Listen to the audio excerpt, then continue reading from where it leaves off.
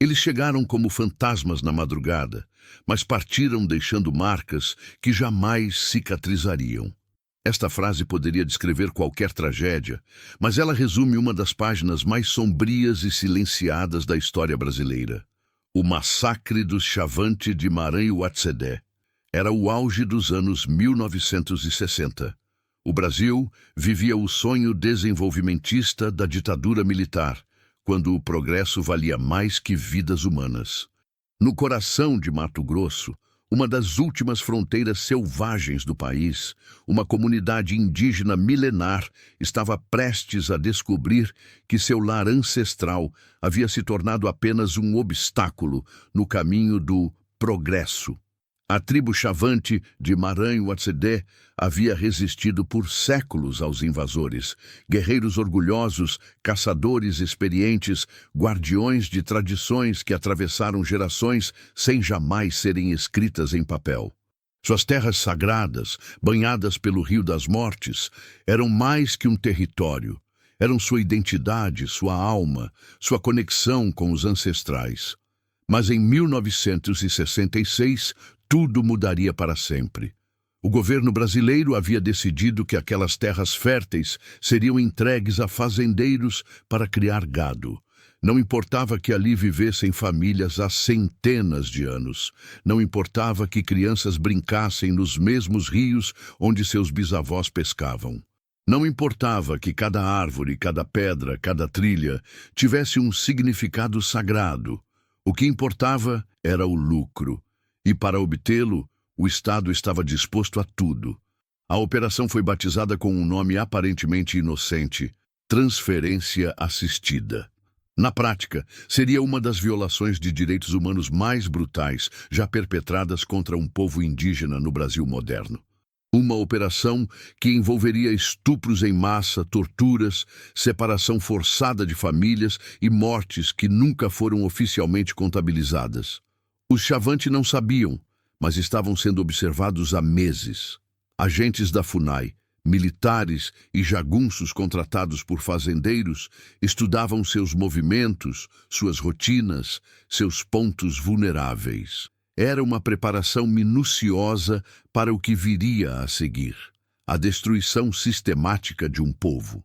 As primeiras vítimas foram os líderes espirituais. Os xamãs, guardiões dos conhecimentos ancestrais, foram os primeiros a perceber que algo terrível se aproximava. Seus sonhos haviam se tornado pesadelos. Os espíritos da floresta sussurravam advertências que gelavam o sangue. Mas como lutar contra fantasmas que ainda não se mostravam? Em seus rituais noturnos, os anciãos consultavam os ancestrais, pedindo orientação. As respostas vinham confusas, fragmentadas, como ecos distorcidos de uma tempestade que ainda não havia chegado, mas já se fazia sentir no ar pesado da mata. Durante o dia, as mulheres cuidavam das crianças e colhiam frutas, fingindo normalidade. Mas à noite, quando o fogo sagrado era aceso no centro da aldeia, o medo tomava conta dos corações. Alguns homens propunham partir para as montanhas, outros defendiam ficar e lutar. A comunidade estava dividida entre a fuga e a resistência. Enquanto isso, a quilômetros de distância, em gabinetes climatizados de Brasília e Cuiabá, homens de terno decidiam o destino daquelas famílias. Mapas eram riscados com caneta vermelha. Documentos eram assinados sem cerimônia. Ordens eram expedidas por telegramas urgentes. A máquina do Estado brasileiro havia tomado sua decisão. Os Chavante de Maranhão-Uatsedé seriam removidos de suas terras por bem ou por mal, preferencialmente por mal, já que a resistência justificaria a violência que estava por vir. Ninguém imagina, quando acorda pela manhã, que aquele pode ser o último dia normal de sua vida, que em poucas horas tudo o que conhece, tudo em que acredita, todos que ama, podem desaparecer para sempre. Os Chavante de Maranhão-Uatsedé acordaram naquela manhã fatídica de 1966 sem saber que estavam prestes a viver um inferno que nem seus piores pesadelos conseguiriam antecipar. O que aconteceu nas semanas seguintes desafia a compreensão humana. É uma história que o Brasil tentou enterrar por décadas, mas que sempre volta à superfície como um cadáver que se recusa a apodrecer em silêncio. Você consegue imaginar o terror de ver sua família sendo destroçada diante dos seus olhos, sabendo que não há para onde correr? Se esta história está tocando você tanto quanto nos tocou durante a pesquisa, curta este vídeo e compartilhe para que mais pessoas conheçam a verdade. Precisamos quebrar o silêncio que protege os culpados. Era 4h30 da manhã quando os primeiros caminhões militares cruzaram a ponte improvisada sobre o Rio das Mortes. O nome do rio nunca foi tão profético. A neblina matinal ainda cobria a mata como um sudário, abafando os sons da natureza que despertava. Mas havia outros ruídos naquela madrugada.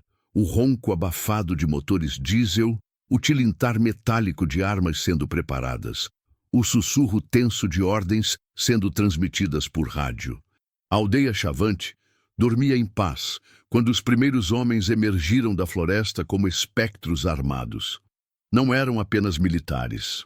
A força-tarefa incluía agentes da FUNAI, policiais militares, jagunços contratados por fazendeiros e até alguns índios de outras tribos que haviam sido cooptados com promessas e ameaças. O plano havia sido elaborado com precisão militar: cercar a aldeia antes do amanhecer, isolar os grupos familiares, neutralizar qualquer tentativa de resistência. E então começaria o que os documentos oficiais chamariam eufemisticamente de transferência assistida. Mário, um menino chavante de apenas 12 anos, foi o primeiro a acordar com um som estranho. Não era o canto dos pássaros que normalmente anunciava o dia. Era algo diferente, ameaçador. Quando abriu os olhos na penumbra da oca, viu a silhueta de sua mãe, Araci, já desperta, o corpo tenso como o de um animal que fareja o perigo. "Fica quieto", sussurrou ela em chavante, colocando a mão sobre a boca do menino. "Não faça barulho." Mas era tarde demais. A primeira rajada de tiros veio do lado leste da aldeia, onde morava o cacique Jerônimo. Não eram tiros para matar, ainda não. Eram tiros para aterrorizar, para quebrar a resistência antes que ela começasse. O som ecoou pela mata como um trovão seco, despertando toda a comunidade de uma só vez. E então começou o caos. Homens armados irromperam pelas ocas, gritando ordens em português que a maioria do chavante não compreendia. Lanternas potentes cortavam a escuridão, cegando os índios que tentavam entender o que estava acontecendo. Crianças choravam. Mulheres gritavam. Guerreiros tentavam alcançar suas armas tradicionais, mas eram derrubados antes mesmo de tocá-las. Araci agarrou Mário e sua filha menor, Irana, de apenas 5 anos, tentando protegê-los com o próprio corpo. Mas 3 homens entraram na oca, um deles usando o uniforme camuflado do Exército Brasileiro. O que aconteceu nos minutos seguintes ficaria gravado para sempre na memória do menino, se é que ele sobrevivesse para contar. "Sai daí, bugre!" gritou um dos invasores, apontando o rifle para a família. A palavra bugre, termo pejorativo usado para se referir aos indígenas, era cuspida como uma blasfêmia. "Vocês vão todos sair dessa terra agora!" Araci tentou explicar em seu português quebrado que aquela era sua casa, sua terra sagrada. Mas suas palavras foram interrompidas por um golpe de coronhada que a derrubou. O sangue escorreu por seu rosto enquanto ela tentava se manter consciente para proteger os filhos. Mário nunca esqueceria o som. O som da mãe sendo espancada. O som da irmã chorando. O som dos próprios gritos se misturando ao caos que tomava conta da aldeia inteira. Lá fora, a situação era ainda pior. O cacique Jerônimo, um homem de mais de 60 anos e líder respeitado da comunidade, foi arrastado para fora de sua oca pelos cabelos. Suas mãos foram amarradas às costas com cordas de nylon que cortavam sua pele. Quando tentou falar, recebeu um chute no estômago que o fez dobrar de dor. "Cala a boca, índio velho!" rosnou um dos agressores. "Você e seus bugres vão aprender quem manda aqui agora." As mulheres mais jovens foram separadas dos homens e crianças. Era parte do plano. Quebrar os laços familiares, criar confusão, impedir qualquer organização de resistência. Mas havia outro motivo para essa separação. Um motivo que só se revelaria nas horas seguintes, quando os gritos vindos da mata se tornassem impossíveis de ignorar. Os guerreiros Chavante, mesmo superados em número e armamento, tentaram se organizar para proteger suas famílias. Warud, um jovem de 25 anos conhecido por sua coragem, conseguiu escapar da confusão inicial e chegou a correr em direção à floresta, esperando buscar ajuda em aldeias vizinhas. Ele não chegou a 100 metros. A rajada de metralhadora o atingiu pelas costas, derrubando-o como um animal abatido.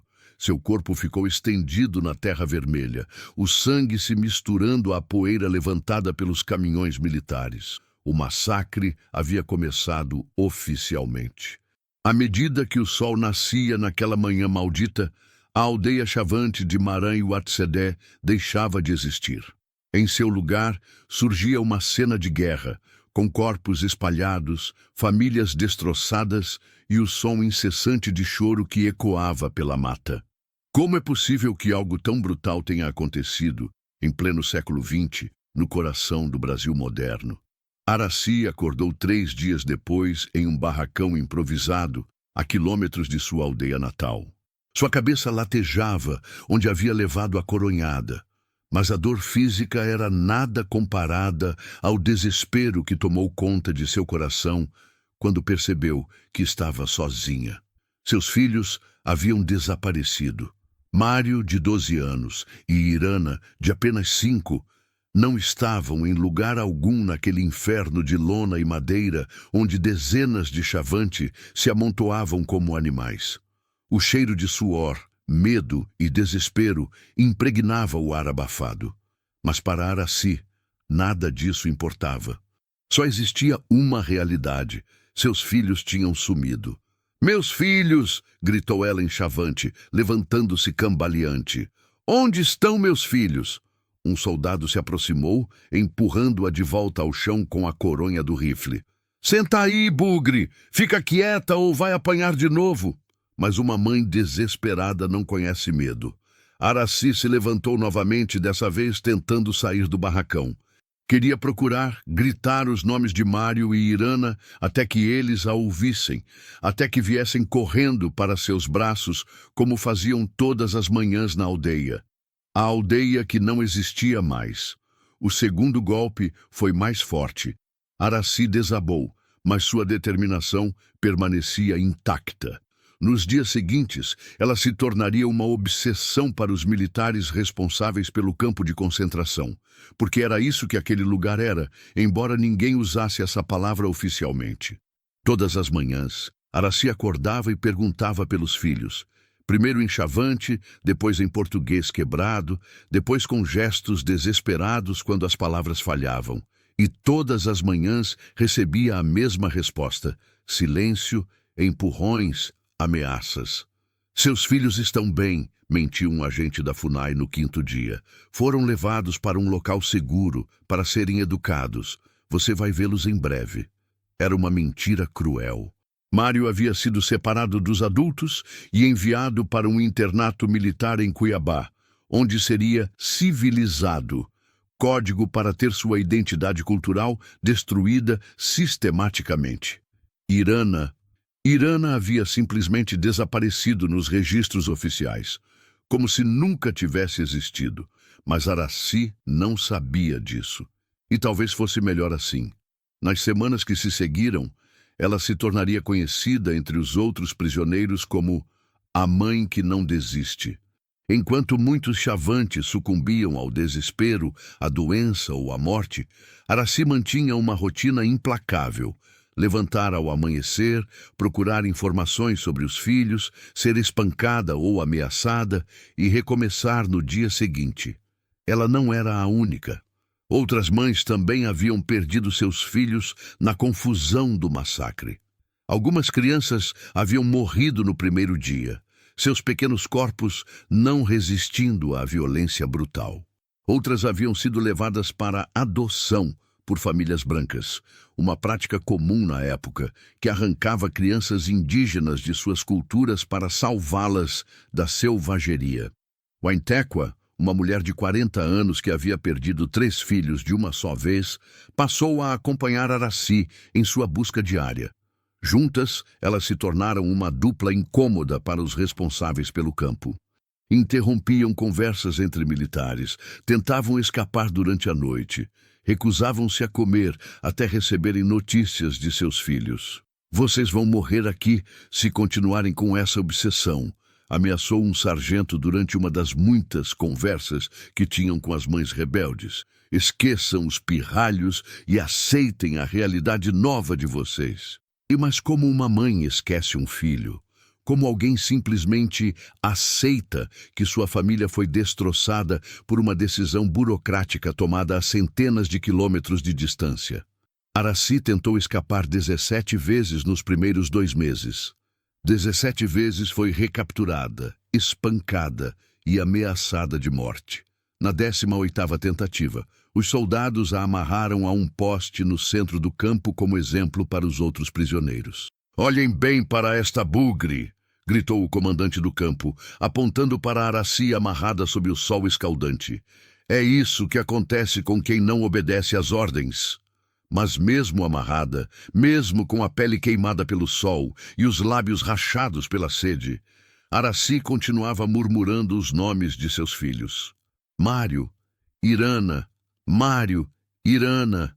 Era sua oração, sua obsessão, sua única razão para continuar respirando.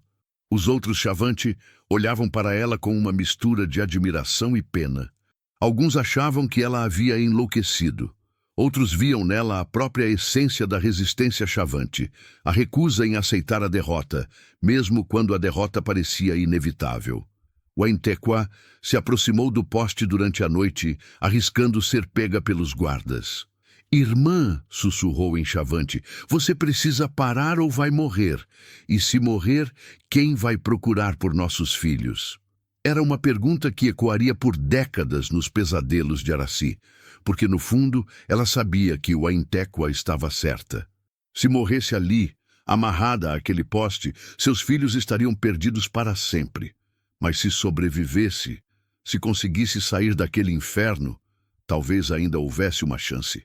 Até onde você iria para proteger quem ama? Até onde uma mãe consegue resistir quando tudo foi tirado dela? Deixe nos comentários. Você acredita que o amor de uma mãe pode superar qualquer obstáculo? Essas histórias precisam ser contadas. Em Barra do Garças, a cidade mais próxima do território Chavante, a notícia da transferência chegou envolta em eufemismos e meias-verdades. Nos bares da rua principal, fazendeiros comemoravam discretamente com doses de cachaça e sorrisos cúmplices. Finalmente, as terras mais férteis da região estariam disponíveis para o progresso. Era só uma questão de tempo, murmurou o coronel Sebastião Moreira, dono de uma das maiores fazendas de gado da região, enquanto brindava com outros pecuaristas no Hotel Central. Aqueles índios não sabiam usar a terra mesmo, agora vai dar pasto para milhares de cabeças de gado. Mas nem todos na cidade partilhavam do entusiasmo. Dr. Antônio Ferreira, médico que ocasionalmente atendia emergências indígenas, havia sido chamado 3 vezes naquela semana para acidentes envolvendo índios. Ferimentos por arma de fogo, fraturas múltiplas, traumas que não condiziam com a versão oficial de transferência pacífica. "Doutor, o senhor não viu nada aqui", sussurrou um soldado quando Ferreira questionou a origem dos ferimentos em uma mulher Chavante que trouxeram para a Santa Casa, por bem do senhor e da sua família. A ameaça era clara, o silêncio obrigatório. Padre Joaquim, da Igreja do Rosário, tentou visitar o local onde antes ficava a aldeia Chavante. Foi impedido por um cordão militar que alegava questões de segurança nacional. Mas o que ele viu da estrada foi suficiente para tirar-lhe o sono por anos. Fumaça ainda subia de onde antes eram as ocas, e urubus sobrevoavam a área em círculos intermináveis. A cidade estava dividida entre aqueles que sabiam e se calavam, e aqueles que preferiam não saber. Nas conversas de esquina, rumores circulavam em sussurros. Falava-se de gritos ouvidos durante a madrugada, de caminhões militares passando carregados na calada da noite, de uma operação que havia saído do controle. Dona Helena, proprietária da pensão onde alguns militares se hospedavam, contaria anos depois que escutou um soldado chorando no quarto ao lado. Entre soluços abafados, ele murmurava: eles eram só crianças. Mas durante o dia, o mesmo soldado marchava com o peito estufado, cumprindo ordens como se nada tivesse acontecido. A cena do crime. Quando finalmente foi possível acessar o local da antiga aldeia Chavante, 3 semanas após o massacre, a cena era de devastação total. As ocas tradicionais haviam sido incendiadas, restando apenas círculos negros na terra. Mas eram os detalhes menores que contavam a história real do que havia acontecido ali. Projéteis de metralhadora foram encontrados cravados nas árvores ao redor da clareira central, a uma altura que sugeria que os tiros não eram apenas para intimidar, eram para matar. A concentração de cartuchos próxima às ocas familiares indicava um ataque coordenado e sistemático. Mais perturbador ainda eram as evidências de resistência desesperada, machados tradicionais. Chavante foram encontrados manchados de sangue, mas não do tipo que se esperaria encontrar após uma caçada. Análises posteriores revelariam que se tratava de sangue humano, de ambos os lados do conflito. Próximo ao rio, a terra estava revolvida em vários pontos. Covas rasas haviam sido abertas às pressas e depois disfarçadas com galhos e folhas. Quando posteriormente escavadas por investigadores não oficiais, revelaram ossos humanos, alguns claramente de crianças, pelos tamanhos reduzidos dos crânios. O mais chocante era a evidência de violência sexual sistemática. Roupas femininas rasgadas foram encontradas espalhadas pela mata, junto com objetos pessoais, colares tradicionais, pulseiras de sementes, que as mulheres Chavante nunca abandonariam voluntariamente. Um investigador particular, contratado décadas depois por organizações de direitos humanos, descobriu algo que gelava o sangue, marcas de cordas nas árvores, na altura ideal para amarrar pessoas. O padrão sugeria que várias vítimas haviam sido mantidas presas ali por períodos prolongados. O que aconteceu aqui não foi uma simples remoção, explicou o antropólogo forense Dr. Carlos Mendoza durante uma análise não oficial do local em 1978. Foi um genocídio planejado, executado com requintes de crueldade que desafiam a compreensão. Ainda mais sinistro era o padrão de destruição dos objetos sagrados. Totens cerimoniais haviam sido deliberadamente profanados, não apenas destruídos. Alguém havia tomado o cuidado de urinar sobre os símbolos religiosos antes de queimá-los, um ato de humilhação que ia além da simples violência física. A localização dos corpos também contava uma história. Muitos foram encontrados próximos às ocas, sugerindo que tentaram proteger suas famílias até o fim. Outros estavam espalhados na direção da floresta, uma evidência muda de tentativas desesperadas de fuga que terminaram em tragédia. Mas talvez o detalhe mais perturbador fosse a descoberta de pequenos objetos pessoais enterrados em pontos específicos. Bonecas de milho feitas por crianças, flautas de bambu, desenhos feitos com carvão em pedaços de casca de árvore. Era como se, nos últimos momentos, as famílias Chavante tivessem tentado preservar alguma coisa de sua cultura, enterrando esses tesouros para que talvez um dia alguém os encontrasse e soubesse que eles existiram. Como uma comunidade inteira pode simplesmente desaparecer sem deixar rastros oficiais, enquanto as evidências de sua destruição gritam em silêncio da terra ensanguentada. Em 1967, um ano após o massacre, a primeira investigação oficial foi aberta, não para buscar justiça pelos Chavante mortos, mas para abafar os rumores que começavam a vazar para a imprensa nacional. O delegado João Batista Oliveira, de Barra do Garças, recebeu ordens claras de seus superiores encontrar uma explicação satisfatória para o desaparecimento dos índios. A primeira pista falsa foi cuidadosamente plantada: conflito tribal interno. Segundo nossos informantes, escreveu Oliveira em seu relatório inicial, a tribo Chavante de Maranhão-Uatsedé estava envolvida em uma guerra com índios Bororo da região. O que aconteceu foi resultado de violência entre as próprias tribos indígenas. Era uma mentira engenhosa. Os Bororo viviam a centenas de quilômetros de distância e não tinham histórico de conflitos com os Chavante. Mas poucos brasileiros conheciam as sutilezas das relações intertribais, e a explicação servia perfeitamente para desviar a atenção da responsabilidade governamental. Testemunhas foram coagidas a confirmar a versão oficial. Índios de outras tribos foram levados para delegacias, onde confessaram participação em ataques que nunca aconteceram. Um Bororo chamado Cícero foi preso e mantido incomunicável por 3 meses, até admitir que seu povo havia atacado a aldeia Chavante. Eles bateram tanto em mim que eu disse qualquer coisa que quisessem ouvir, revelaria Cícero décadas depois, quando finalmente se sentiu seguro para falar a verdade. A segunda pista falsa surgiu em 1968, migração voluntária. Novos documentos da FUNAI começaram a circular, alegando que os Chavante de Maranhão-Uatsedé haviam simplesmente decidido partir para territórios mais adequados. Mapas foram alterados retroativamente. Registros de população foram atualizados para sugerir que a aldeia já estava sendo abandonada gradualmente antes de 1966. É natural dos índios esse nomadismo, explicou o antropólogo contratado pelo governo, Dr. Augusto Mendes, em entrevista para o jornal Estado de São Paulo.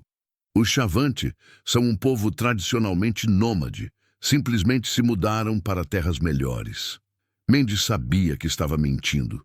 Ele próprio havia visitado Maranhão-Uatsedé anos antes e documentado a aldeia como um assentamento permanente, com roças estabelecidas e cemitério ancestral. Mas o silêncio custava apenas sua consciência. Falar custaria sua carreira e, possivelmente, sua vida. A terceira tentativa de desvio foi a mais cruel: culpar as próprias vítimas. Em 1969, começaram a circular histórias sobre comportamento agressivo dos Chavante. Relatórios fabricados descreviam ataques a fazendeiros, gado morto, ameaças a colonos. A narrativa era simples. Os índios eram violentos e perigosos, e qualquer ação contra eles era legítima defesa. Aqueles bugres atacavam o gado de noite, mentiu o fazendeiro Sebastião Moreira em depoimento oficial. Matavam as reses por puro vandalismo. Todos nós temíamos por nossas famílias. Documentos forjados começaram a aparecer nos arquivos oficiais. Boletins de ocorrência datados de meses antes do massacre, relatando crimes que nunca aconteceram.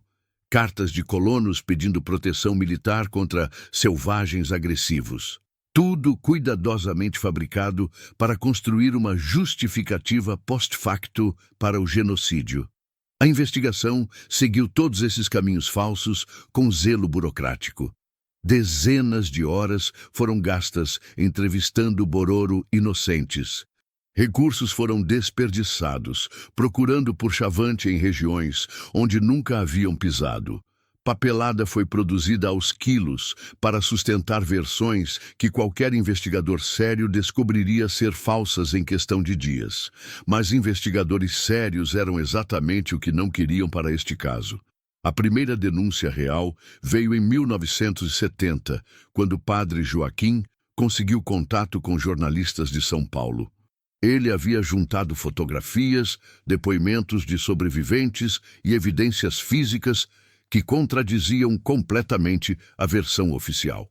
Por 3 semanas, pareceu que finalmente a verdade viria à tona.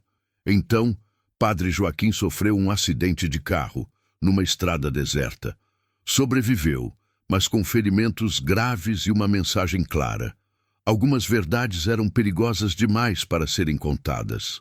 Seus documentos desapareceram do hospital enquanto ele estava em coma. Em 1972, uma comissão parlamentar de inquérito foi proposta no Congresso Nacional para investigar irregularidades na política indigenista. O deputado federal Marcos Freire, do MDB, havia conseguido reunir evidências suficientes para pelo menos abrir uma investigação oficial. A CPI nunca aconteceu. Freire recebeu informações de que sua família estava sendo vigiada. Outros deputados que apoiavam a investigação começaram a enfrentar problemas em seus redutos eleitorais. Obras públicas canceladas, verbas cortadas, pressões que tornaram claro que insistir no assunto seria político e pessoalmente custoso. O caso foi oficialmente arquivado em 1973 com uma conclusão lapidar. Não há evidências de irregularidades na transferência da tribo Chavante de Maranhão-Huatzedé. Os índios migraram voluntariamente para terras mais adequadas às suas necessidades tradicionais. 73 páginas de relatório para enterrar um genocídio. Araci, que havia sobrevivido aos campos de concentração e nunca parou de procurar pelos filhos, recebeu a notícia do arquivamento numa manhã fria de julho. Ela estava vivendo numa favela em Cuiabá, sustentando-se como doméstica, economizando cada centavo na esperança de um dia ter recursos para continuar procurando Mário e Irana. Quando soube que o caso estava oficialmente encerrado, que ninguém mais procuraria pelos culpados ou pelos desaparecidos, Araci se trancou em seu barraco e chorou por 3 dias seguidos. No 4º dia, ela saiu e voltou ao trabalho, porque havia entendido uma verdade amarga. Se a justiça oficial havia desistido de seus filhos, ela seria a única justiça que eles teriam. Em 1988, 22 anos após o massacre, o delegado federal Roberto Silva recebeu uma pasta empoeirada em sua mesa na Polícia Federal de Cuiabá. Era uma transferência de arquivo de casos arquivados. Rotina burocrática que deveria ter levado 5 minutos de sua atenção. Mas quando abriu a primeira página e leu Caso Chavante, Maranhão-Huatzedé, 1966, algo dentro dele despertou. Silva não era um homem dado a causas perdidas. Aos 42 anos, tinha uma carreira sólida, família estável e planos de aposentadoria tranquila. Mas havia algo nas fotografias borradas daquele arquivo que o perturbou profundamente. Talvez fosse a imagem de uma criança chavante sorrindo numa foto oficial da FUNAI, datada de semanas antes do massacre, ou talvez fossem as inconsistências gritantes entre os relatórios oficiais e os depoimentos de testemunhas. Por que este caso foi arquivado tão rapidamente? Perguntou-se comparando as datas. A investigação havia durado apenas 7 meses, tempo insuficiente para qualquer apuração séria de um crime dessa magnitude. O que começou como curiosidade profissional rapidamente se transformou em obsessão. Silva passou a levar os documentos para casa, estudando-os nas madrugadas. Sua esposa, Márcia, começou a reclamar das pilhas de papel espalhadas pela mesa de jantar, do marido que chegava cada vez mais tarde do trabalho, das conversas telefônicas sussurradas que ele fazia trancado no escritório. Roberto, isso já aconteceu há mais de 20 anos, argumentava ela. Por que você não consegue deixar para lá? Mas Silva não conseguia. Cada documento que lia, cada testemunha que entrevistava, cada evidência que descobria só confirmava sua suspeita inicial. O massacre de Maranhão-Watsedé havia sido muito pior do que os relatórios oficiais sugeriam, e alguém havia trabalhado muito duro para encobrir a verdade. Em 1990, Silva tomou uma decisão que mudaria sua vida para sempre. Solicitou transferência para a Divisão de Crimes contra os Direitos Humanos e fez do caso Chavante sua prioridade absoluta. Seus superiores não entenderam. Colegas o acharam ingênuo. Sua própria família começou a questionar sua sanidade mental. "Delegado, o senhor está destruindo sua carreira por causa de uns índios mortos", alertou um superior durante uma reunião tensa. "Deixe isso para lá e foque em casos que podem render promoções." Silva ignorou o conselho e começou a pagar o preço. Pressões sutis começaram a aparecer. Seus relatórios eram perdidos constantemente. Recursos prometidos para a investigação nunca chegavam. Testemunhas que haviam concordado em falar mudavam de ideia da noite para o dia. Algumas simplesmente desapareciam. Mas Silva tinha uma vantagem que os investigadores de 1966 não possuíam. A tecnologia estava evoluindo rapidamente. O avanço científico. Em 1992, Silva soube de uma nova técnica chamada análise de DNA, que estava revolucionando investigações criminais ao redor do mundo. No Brasil, a tecnologia ainda era experimental, mas Silva conseguiu contato com o Dr. Eduardo Campos, um geneticista da USP que estava trabalhando com análises forenses. "Delegado, se o senhor conseguir material genético dos ossos encontrados em Maranhão-Watsedé, talvez possamos identificar as vítimas", explicou Campos durante uma reunião em São Paulo. "É uma ciência nova, mas os resultados são promissores." O problema era que os ossos haviam desaparecido dos arquivos oficiais. Mais uma evidência convenientemente perdida. Mas Silva era persistente. Através de contatos na região, descobriu que alguns fazendeiros ainda guardavam souvenirs encontrados nas terras que ocuparam após a remoção do Chavante.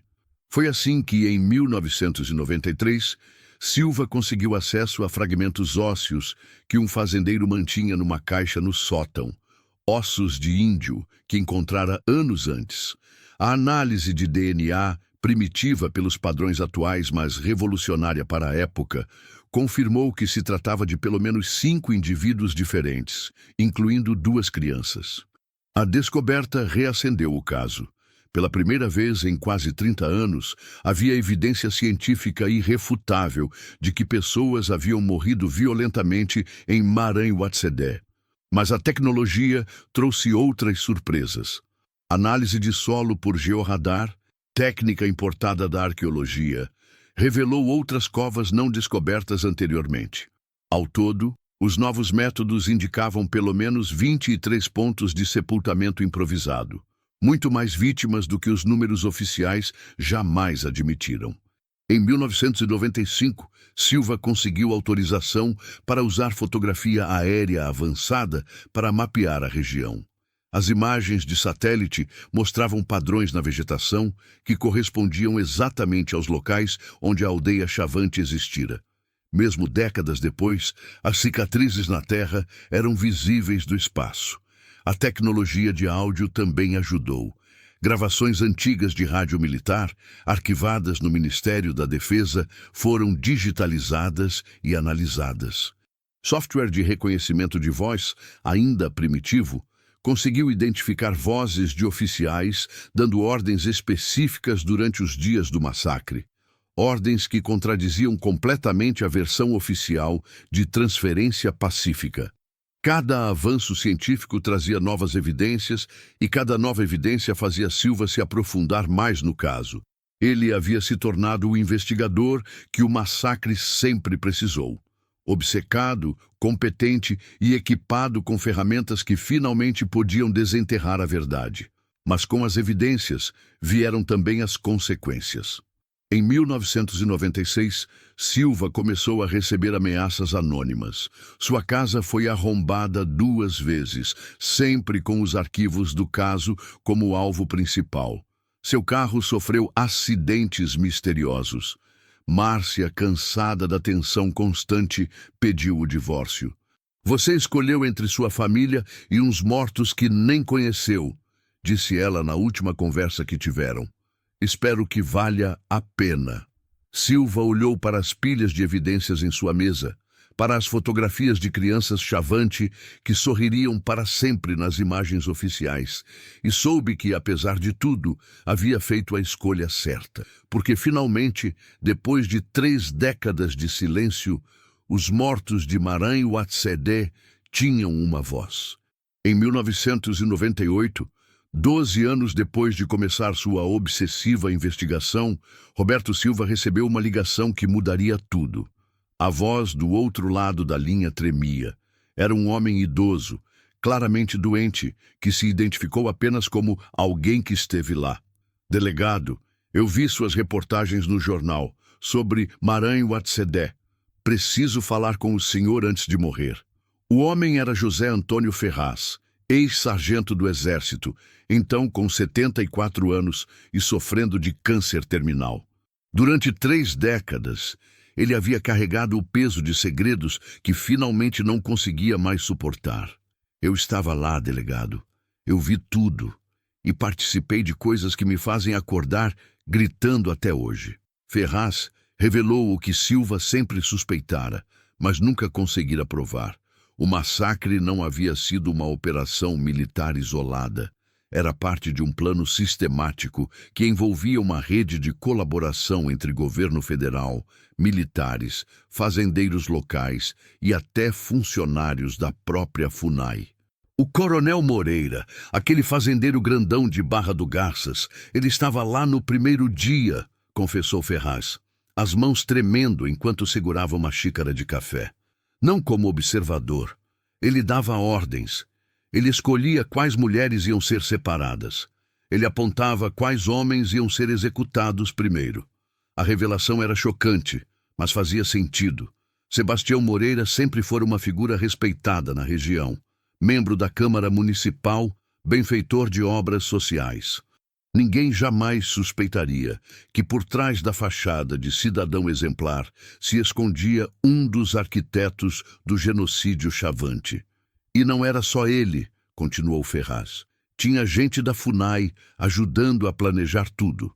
Eles conheciam a aldeia, sabiam quando os homens saíam para caçar, onde as crianças brincavam. Foram eles que fizeram o mapa dos pontos vulneráveis. O mais chocante de tudo, alguns dos funcionários da FUNAI que participaram do massacre continuaram trabalhando com populações indígenas por décadas depois, sendo até promovidos e homenageados por seus serviços às comunidades nativas. Dr. Augusto Mendes, aquele antropólogo que disse na televisão que os índios tinham migrado, ele estava lá quando executaram o cacique Jerônimo. Ele segurou os braços do velho enquanto outro soldado atirava.